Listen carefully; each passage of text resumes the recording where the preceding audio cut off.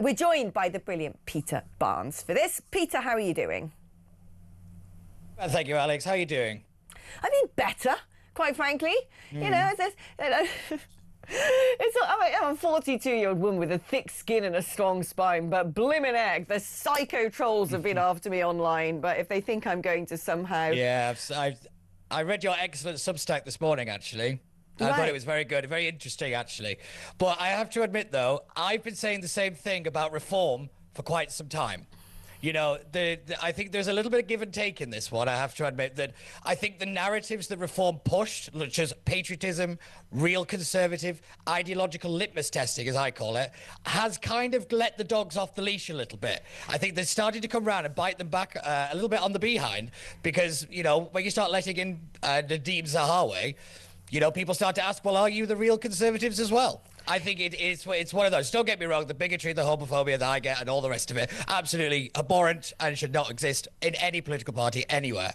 But the narratives and the arguments that I think Reform have made are going to be a little bit of their downfall because you're now trying to spin the very same lines people like Reform complained about when Reform was getting going and getting started. Dr. David Bull is still saying you're a startup. So you can't really have a go at Rupert Lowe for not being able to get his act together. Oh, no, he can do what he likes politically. All I'm saying is I think that some of the people, I'm not saying all of them, but some of the people who are now involved with that have sort of exhibiting some pretty sinister overtures, let's say. I've been shocked by it. I've been shocked by it. Quite frankly. I've known Rupert. We were in Parliament together, okay? And just hearing some of the things that are now being said out loud, we need to ask questions. If you're going to say that your big difference to everybody else is ethno-nationalism, we need to know how that would be prosecuted as a policy. Because you enter some pretty crazy grounds when you start doing that. So let's hear it. What are the plans? No, 100%. The tenacity 100%. And audacity of simply asking that question has unleashed everything from extreme misogyny to extreme anti-Semitism, conspiracy theory, a very clear racism. I have just been horrified by some of the things that I have seen over the last 48 hours. And what I'd implore Rupert Lowe to do is, speak to your ranks, okay? You've got to deal with them because and these aren't just, random people online. These are people who are going on shows, right? On behalf of the party and doing interviews and then firing off all sorts of hateful remarks in WhatsApp groups and on social media. And when I say hateful, I don't mean the left version of hateful. I mean actual, terrifying, frightening attitudes. And if Rupert knows about this, then he needs to deal with it. If he doesn't, let this be a message to him. And if he does, and he's quite happy to be the commander-in-chief for it, then, well, that's a different story altogether. But I have certainly been experiencing a bit of a roller coaster, but it's the world of online. I don't care. They are children, a lot of these people, little children. Talking about children, see what I did there. Robert Jenrick Robert Jenrick's now going to reimpose the 2-child benefit cap as part of reform policy. What I think is so interesting here is when that policy announcement was first made, it was just ahead of the Runcorn by-election. I can remember thinking, that's weird. Why would they do that? That doesn't feel very much like a reform-esque policy. Then it seemed to get sort of slightly amended, saying that the cap would only be lifted for working British families. And now Jenrick, who has been given the reins entirely of that portfolio, it would seem, is saying a reform government will restore the cap in full. What do you make of this? Well, I go back to that particular time it was announced, and a line that Nigel Farage said, I think rather shot him at the knees, I'm afraid, when he says, I don't need to do my sums because nobody else did. This was announced as a policy, basically, as a kind of throwaway kind of comment just before the by-election, in all honesty. And I do think it kind of shows the lack of credibility I think Reform have on the economy. And I think putting Jenrick there is actually a very smart move. He's a competent operator, good communicator, and he's got got the brains for it, put it that way. And I do think, I said when they announced it that it was an absolute mistake, because like you said, it was going to benefit the very people that reform voters aren't exactly in favor of getting significant amounts of handouts, which is what the policy would in fact do. If it was lifted. And I do think.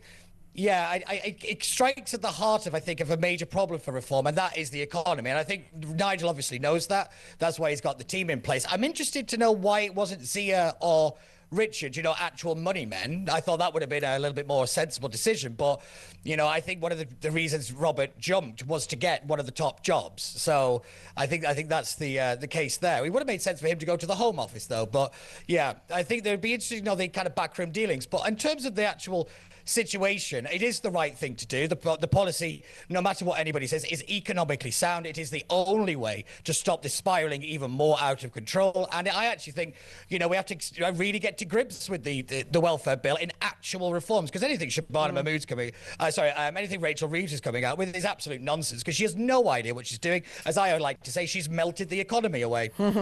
I was reading earlier today that there are some people now in receipt of over £60,000 worth of benefits. £60,000.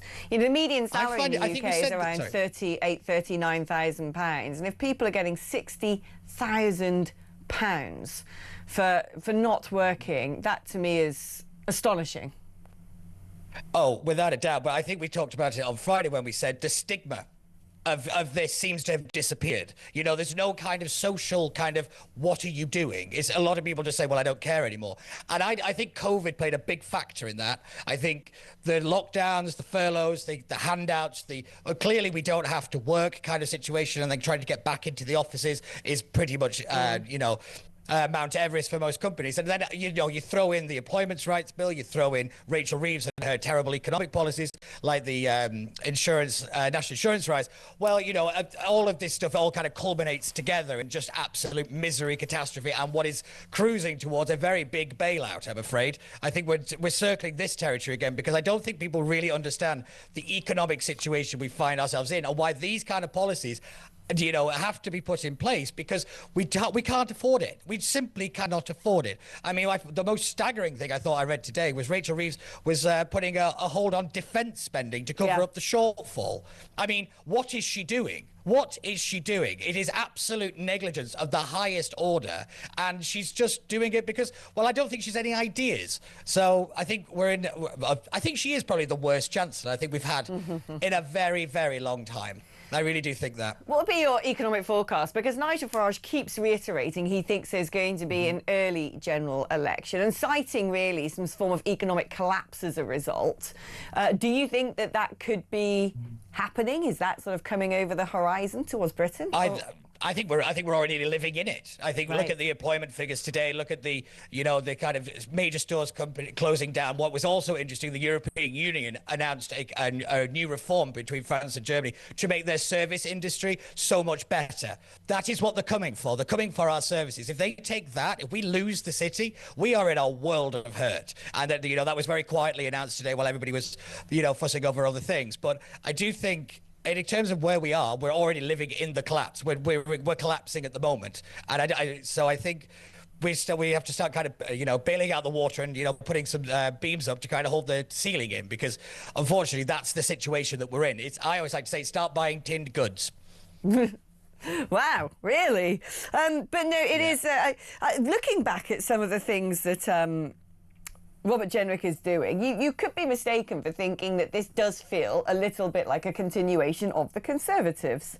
When he talks about wanting to maintain the Office for Budget Responsibility, saying, oh, well, it just needs to be reformed a little bit, whereas everybody knows that OBR essentially straitjackets a chancellor from being able to do anything that they want to do. It prevents any government from coming in with any sort of radical change of direction when it comes to economic policy, which just seems very safe, very conservative. Maybe this is just Realpolitik, and when you actually look at things and want to conduct politics, you make all these promises, and then the reality of the situation when you're potentially going to be in government suddenly takes on a very different hue.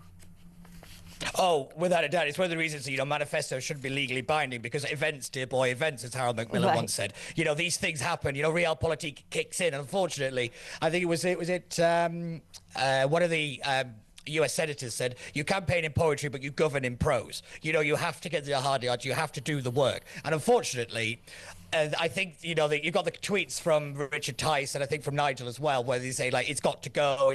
You got to scrap it, all that kind of thing. But that's the poetry. When you get into office, that's when the realpolitik kicks in. That's when you realize, you can't just tear the system apart on day one. You have to dismantle it slowly and replace it with something that works. And I think that's what reform have to start conveying now. It's not just about tearing down. It's about building up. It's what are you going to put in place, which is where, obviously he's got the new people in place and, they'll take the lead on that, hopefully. But that's the next step. Because that's how you get the kind of middle centrist voter who's not really political. They want to know what you're going to do and how you're going to do it and how much it's going to cost. They want the hard yards. You've got the ideological capture. You now need to get to the next stage. And that's where Nigel is pushing ahead. I just wish he'd done it a little bit sooner, considering the situation of if the government collapses and we end up with a government, with a bit of a hodgepodge of everything, I think a clear economic policy by every party isn't the least we could ask for when considering the damage that could be done. Because my fear is the market might collapse, but the Labour Party don't care. They don't understand it. They don't understand the gilt markets. They don't understand any of that. So they'll just plough ahead anyway. They'll blame it on the Tories. They'll blame it on, fossil fuels or, lack of DEI or whatever. And then they'll plough ahead. So that this idea that, an economic crisis could bring down the government, well, it should do, but lots of things should have brought down Keir Starmer already, and he's still there. This isn't politics as normal. It's not politics, it's more. Finally, let's go through some of the other things that Robert Jenrick announced. His sort of keystone speech, really, since he's become keynote speech, since he's become what Reform are calling Shadow Chancellor. He wants to end abuse of the Motability Scheme. OK. Right, we all know the Motability Scheme's gone mad, that 1 in 5 cars on the road are being given to people who claim to need it for some sort of disability. But we don't really understand what that involves. Ensure mental health welfare payments require a clinical diagnosis. Again, let's be specific here. Is that a doctor's note, or do you actually have to go see a trained psychiatrist who can actually say, yes, this person's definitely got A, B and C? What's the wait time on that? Mandate in-person assessments for sickness or disability benefit to be received. Again, I don't know how far that differs and how much that is going to cut off welfare payments. That's what I'm looking for. That's what I want to know. And this sounds very familiar. Not cut taxes until the party had generated fiscal headroom to do so. Again, Realpolitik. None of this. The minute we get in, we're going to suddenly, I don't know, do things radically different with the economy, which I think in many respects would have been Nigel's tilt from previous things he has said. But Jenrick seems to be coming in going, I've sat in cabinet, that's not going to be possible. Yeah, this is my big problem, though, is that any amount of movement is more movement than we've had on the economy for, about 30 years. This is why there's such a problem. The people who run the economy have basically said that stagnation is the same as stability, and we need the jolt. My big fear is that Jenrick might be a little bit too cautious, or Nigel might be a little bit overconfident. We need to kind of match those moods in the middle. And actually, like you said, I think when we get the detail, we might be able to say whether it is more radical. But like you said, we're still lacking in that detail bit. And I think this is where they really have to nail it down. Because, again, look at what we're doing now. We're talking about vague ideas, which sound great. But as we get closer, you're dealing with mortgages, you're dealing with jobs, you're dealing with a country that is very tense on the economy right now, that is feeling the pinch, that the cost of living crisis is back with a vengeance. It's the sequel nobody asked for. No. And yet, the prospective government, the Prime Minister perspective, is a little cagey on the issue. And I think that is a big problem. And it's a key point for Rupert to jump on. But also, it's a key moment for people like Zach Polanski to start peddling his nonsense as well. It's saying, oh, you're only feeling this because of all the rich people, or, because of the Jews or whatever. You know what this lot are like. And I think this is the big thing, is that it's opportunity loss is what Douglas Murray called it, is whilst we focus on, you know, the little things. The big things for too long have gone uncorrected, and unfortunately, we should have been doing that while we try to figure out what a woman was for God knows how many years. I know. And yet we still don't implement that. Oh, I know. No, you're absolutely right. You're absolutely right. All right.